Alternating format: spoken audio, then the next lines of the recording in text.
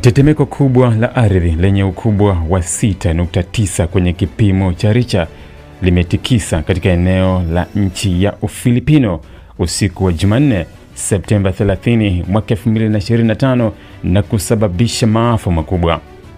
Kwa mujibu wa taarifa kutoka kwa mamlaka za eneo hilo, tetemeko hilo lilitokea katika eneo la pwani na kuathiri vibaya majengo ya makazi, taasisi na miundombinu ya umma.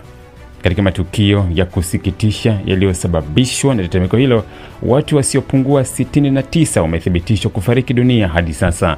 Majeruhi kadhaa wameripotiwa, huku juhudi za uokoaji zikiendelea katika maeneo yaliyoathirika zaidi. Ukuta wa baadhi ya nyumba na majengo makubwa uliporomoka na kuwafukia watu waliokuwa ndani na karibu na majengo wakati wa tetemeko hilo lilipotokea.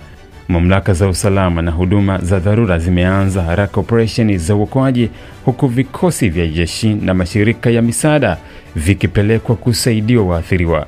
Wakazi wengi wamelazimika kuyakimbia makazi yao kutokana na hofu ya matetemeko ya ardhini mfululizo na uwezekano wa maporomoko zaidi ya majengo yaliyodorora.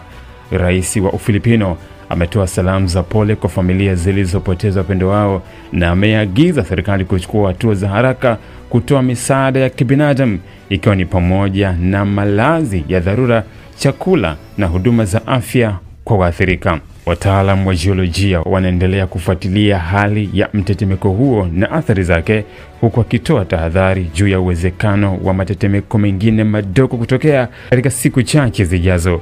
Wananchi wametakiwa kuchukua tahadhari na kufuata maelekezo ya mamlaka ili kuepuka madhara zaidi. Tukio hili linaelezwa kuwa moja ya matetemeko makubwa zaidi kutokea katika eneo hilo kwa miaka hivi karibuni, likikumbusha umuhimu wa maandalizi na uboreshaji wa miundombinu ili kuhimili majanga ya asili.